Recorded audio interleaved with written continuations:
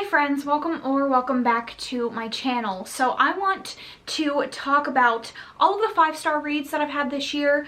Earlier in the year, I made a video about all of the books that I DNF'd, and I don't generally love to talk negatively. I don't like to make negative videos. I want to rave about all of the things that I love, so let's do that today. So my first 5-star read of the year was The Bully. This is the third book in the Kingmakers series by Sophie Lark. This is a mafia romance centered around a school for mafia young adult, and this is plot-wise obviously a continuation of the rest of the books, but this follows Dean and his heroine, who I'm not going to reveal because it is a spoiler. But in the previous book they enter into a contract where the heroine has to do everything that Dean says. This is a dom sub degradation story that is absolutely so perfect. It's everything that I wanted out of this character story. The growth and the growth between the characters individually and them as a couple is astounding, and I think that the fact that this laid off of plot, where we had so much plot in the books previously and really focused on their romance, was just exceptional to me. I find that with most Sophie Lark stories, aside from like her new stuff, she's either really good with the romance or really good with the plot, and she can't mix the two. But this one was exactly what I needed from the story. Dean is an absolute daddy, and the degradation in this was just brilliant. So my next 5-star read was actually a little bit of a surprise for me, and that is Wolf Gone Wild. This is the first book in the Stay a Spell series, and this all centers around like paranormal creatures. And in this first one, we are dealing with a wolf shifter who is unable to shift, and he enlists the help of the heroine to get him out of this curse that has been placed on him. And I loved this. The hero was very much Eddie Brock and Venom. Like, their dynamic was fantastic. He had this own personal like voice in his head for his wolf, and his wolf just wanted to like fuck and kill people, and it was just this like fantastic dynamic. And the heroine is a witch, and she always has wanted to be an artist, and he is a sculptor. And so when they start working together to break this curse, she has to spend 4 hours a day with him so that he can get work done, because she seems to settle his wolf. And so he is very much interested in her artwork because she's a graphic designer, and she's very interested in his sculpting, and it just like is a beautiful, super fun, very funny, very comforting read that just completely took me by surprise. My next 5-star read was Dark Notes. I was expecting 100% to love this book. This is a dark student-teacher romance that deals very heavily with use, and her piano teacher and her start up this relationship. And it is a dom-sub relationship, and it's very much a healing process for them to enter into this romantic relationship. They just fit so well together. Their abilities to work through each other's trauma and to make a healthy and believable relationship is gorgeous. I love Pam Godwin's writing. I think she's an incredible author. She has another 5-star read this year from me as well.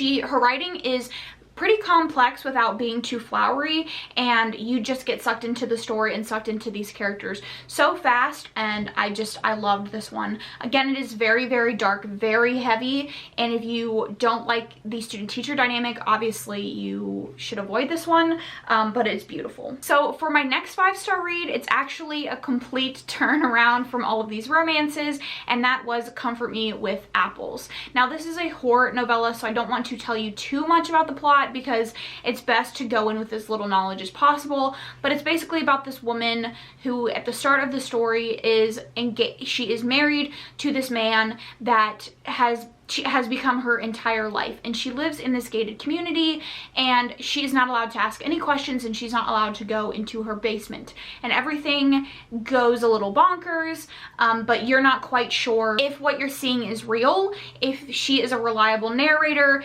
is everything as messed up as it seems. It's incredibly unsettling and uncomfortable the entire time, and it was just So, so good. So my next 5-star read was Second Comes War. This is the second book in the Promised in Blood series, and I actually gave the third one 5 stars originally, but I've since bumped it down to 4 stars. But the overarching plot of this is a girl on her 18th birthday is set to be sold to these 4 mafia men, and she is intended to be their bride. And at the beginning of the story, she's attempting to find out how to get out of this deal, and she uncovers some truths about the town that she's living in and her dad, and maybe she doesn't really want to escape these men. And they are mean, they are brutal, they are fiercely protective, and I loved the entire trilogy. It's so, so good.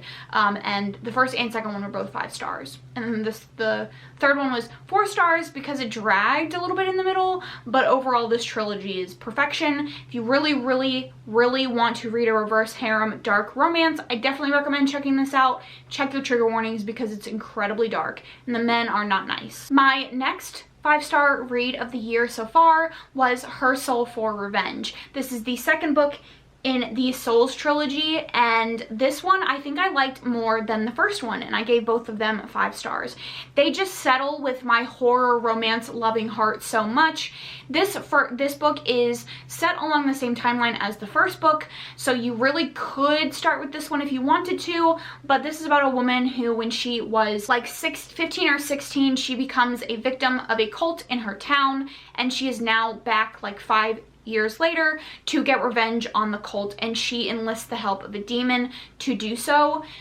Fantastic. There is primal kink in here, there is body modifications, there is blood play, so many great things going on here. The hero is just this lovable, party-loving guy who is so possessive and dominating as well, but he's so just giddy and happy to like exist. And the heroine, she would be perfect in the cast of Supernatural. She's such a badass, and she really knows how to control herself, but she also knows when to be vulnerable with the hero when she needs it, and she feels comfortable with the hero enough to be vulnerable, and just like fantastic. I loved it. If you don't like when storylines intersect, you might have an issue with this one, but I didn't feel like they intersected enough that I was bored of the plot, and I just adored it. Then we have to talk about Grip and Still. The Grip trilogy,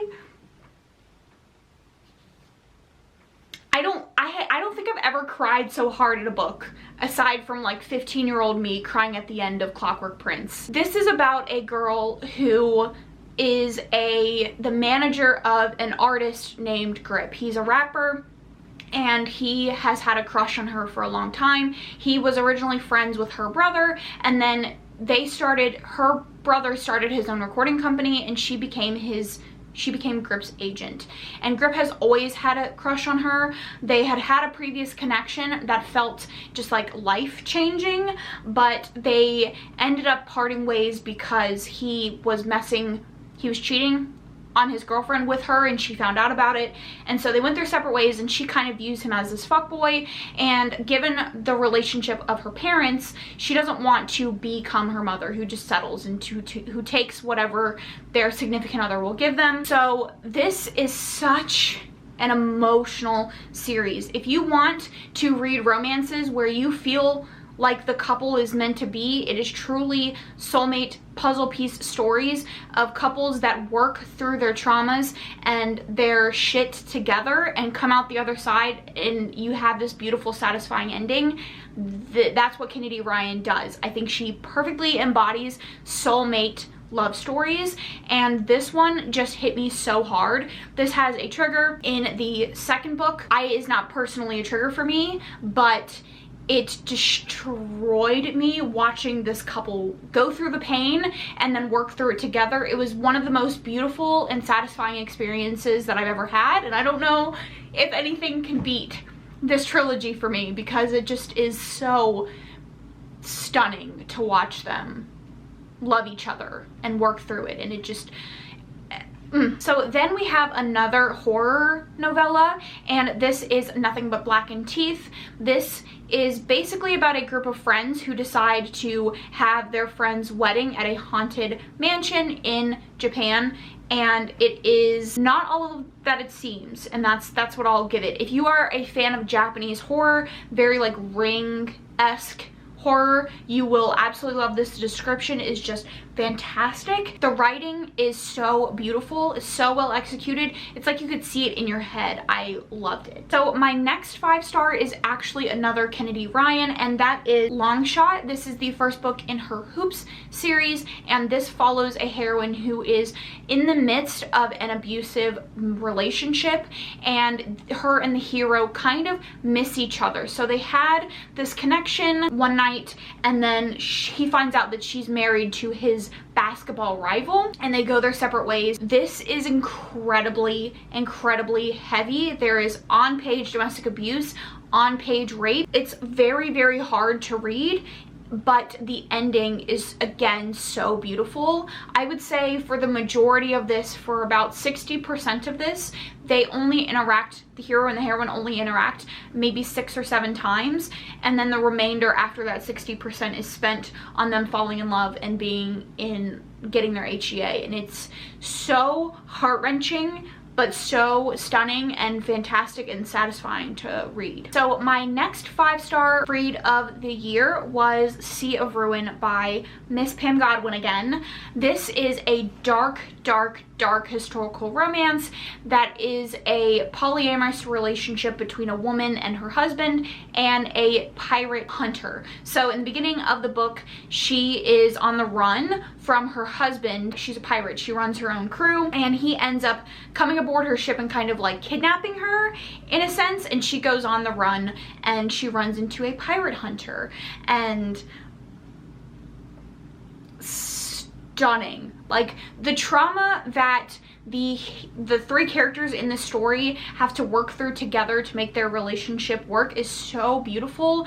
The way that they come together and love each other, and the way that they fit together is just gorgeous. I love Bennett, the heroine. She feels this whole time, she lost her parents when she was very young, and so she has always kind of felt unloved, and there is a previous relationship between the 2 heroes, and so she has always felt, she feels like a stand-in, and the way that they go about making her feel like she is important and equal in their hearts is just, it's so good. The writing is so beautiful and engaging. You get right into the story. The pirate elements are great. The trauma that is involved fits so well. It's just, sorry, my lighting just changed drastically.